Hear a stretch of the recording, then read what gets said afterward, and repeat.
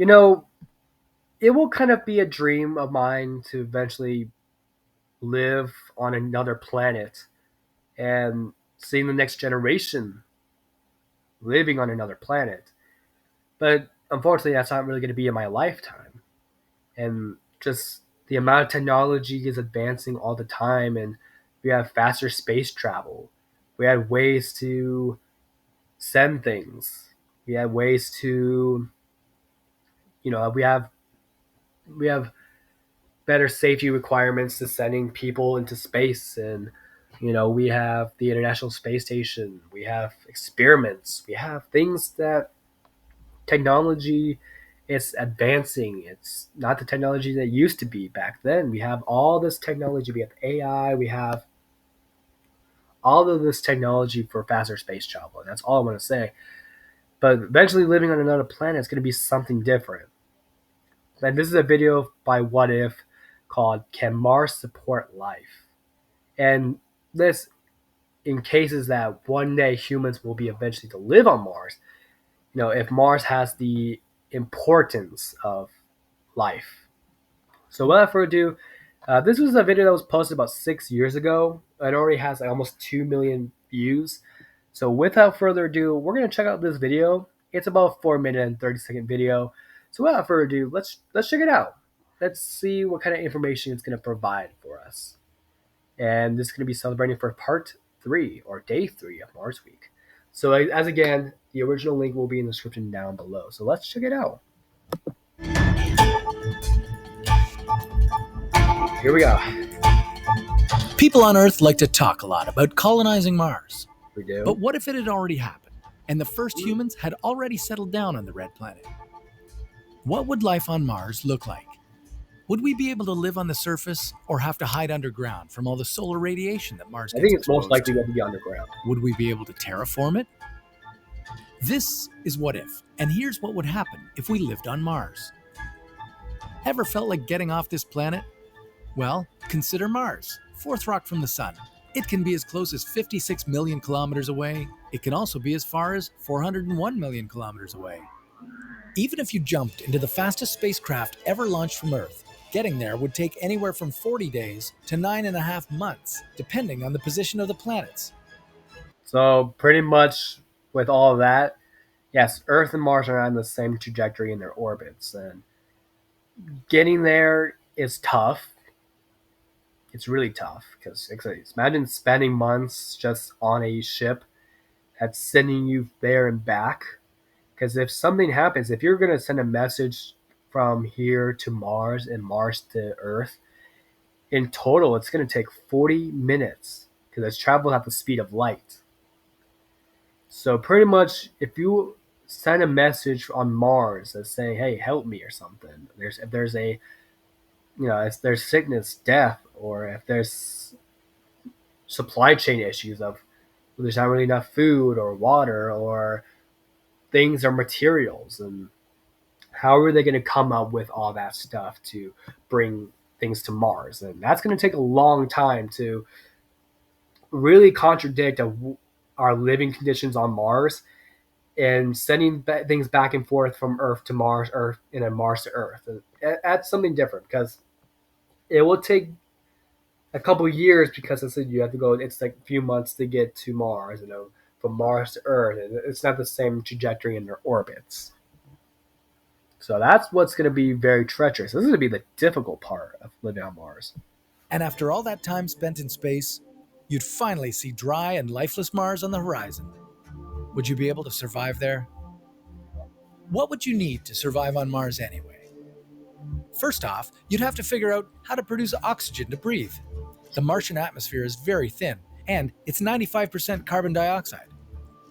You wouldn't be able to just bring the oxygen you need to survive, but you could extract it from the carbon dioxide with machines like NASA's MOXIE. Not only would that provide you and other Martian settlers with breathable air, but also supply you with liquid oxygen propellant. That's the stuff you'd need to lift a rocket off Mars, in case you decide to return to Earth. Yeah, extract. There's no fertile soil on Mars to grow food in. Instead, you'd use hydroponics, cultivating your crops in a mineral and nutrient solution. No soil required. Of course. Yeah, so this actually reminds me of this movie Have you ever seen the movie The Martian? Or there's a book called The Martian that the movie is based off of, and the movie stars Matt Damon. So Matt Damon's character, so pretty much the backstory is that he was with his crew on Mars, doing experiments and doing studies on Mars. Eventually, one day living on Mars. So pretty much there was this dust storm on Mars, and and then there was like communication issues. There were just issues that were going on. They would have to abandon ship. So Mark Watney was too far away. He was caught in the storm. So they couldn't stay. So the rest of the crew can't stay. They would have to abandon ship and go back to Earth. So they would pretty much have to leave him there to die. But they found out he was alive. He was stranded on Mars. He was alive. So Mark Watney had to pretty much survive on Mars for, I think it said at the very end he survived the last 800 or so days on Mars.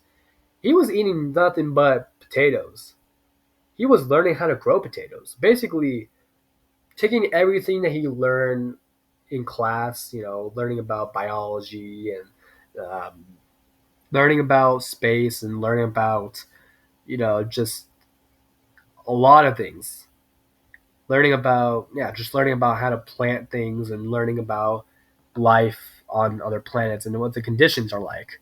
So pretty much he would survive off potatoes. He would cut potatoes in half where he left the other half as the plant part and just replant it. So if you take a potato and you put a pencil through it, you put it into water, it regrows itself.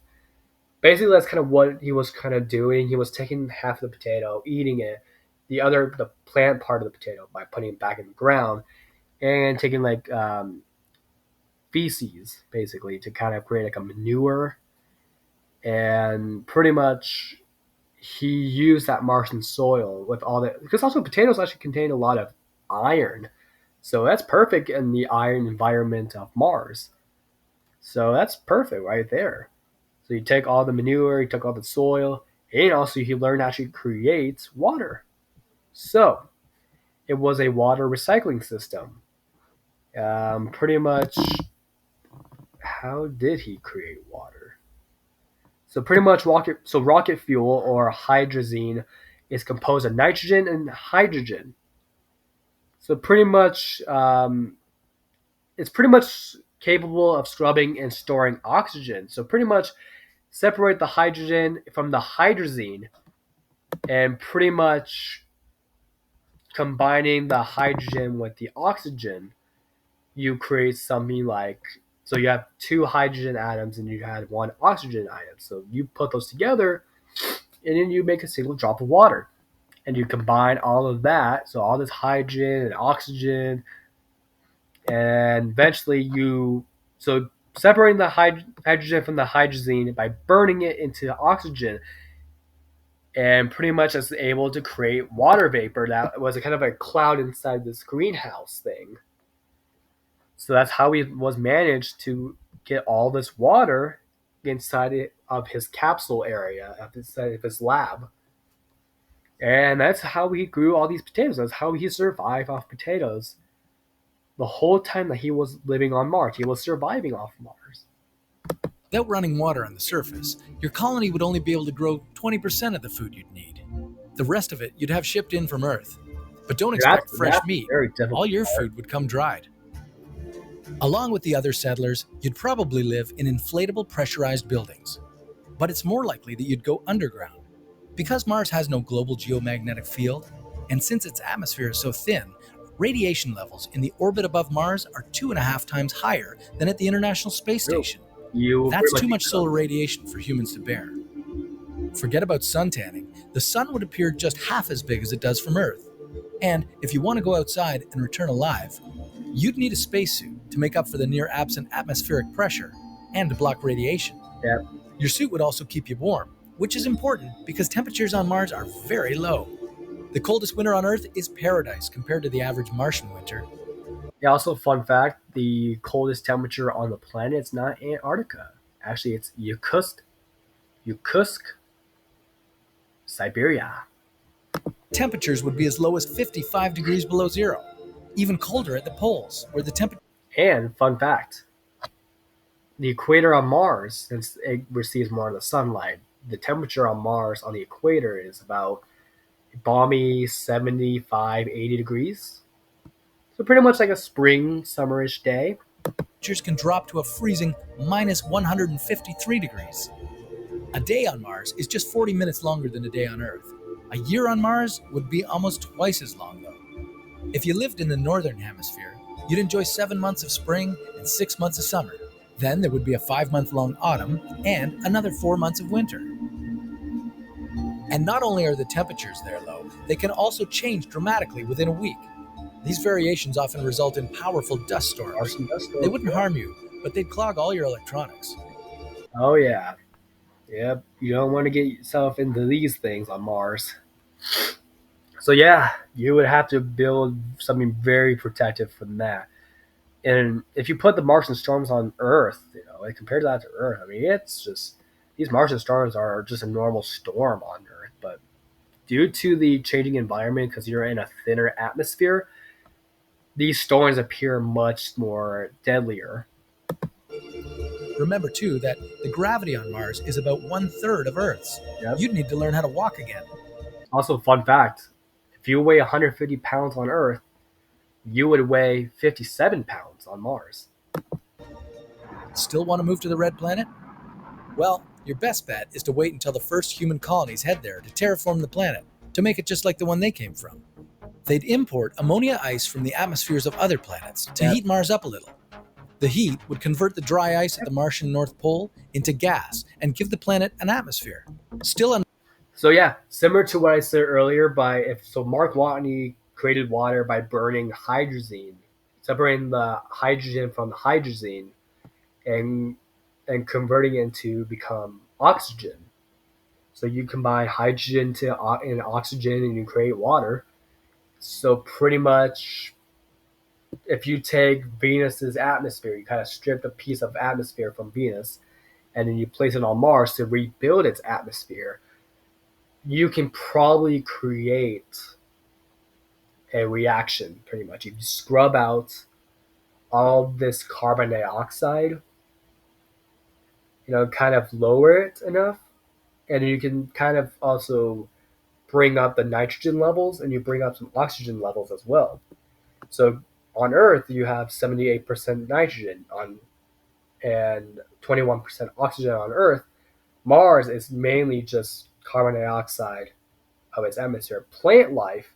Plants take in CO2 and lets out oxygen. That's why it's able to pump life into the atmosphere. So, pretty much that. Science. breathable for us, but at least it would be enough to create atmospheric pressure so that you could finally take off your spacesuit. Then they'd extract water from the vast reserves of water ice locked beneath Mars's surface. Water vapor would make the atmosphere thicker and thicker. You are pretty much creating a water cycle there as well. Eventually, you'd see it raining and snowing on Mars. And after maybe 1,000 years, there'd be enough oxygen for humans to breathe. Oh, The yeah. planet re engineering would be complete.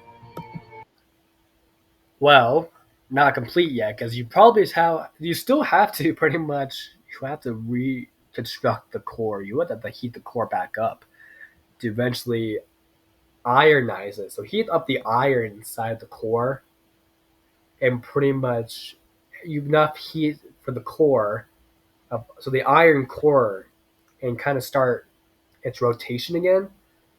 And then once the iron's hot enough and it's spinning, all these electrons and the electricity can all this so this electrons will start flowing again. Eventually, this is where you're going to start creating this massive magnetic field again. Is living on Mars something you'd like to try? Or would you rather preserve what we have here on Earth? I would rather just preserve what Earth has. But like I said, preserving Earth is more important than living on Mars because we're just gonna go Mars and we're gonna do the same thing that we're doing on Earth.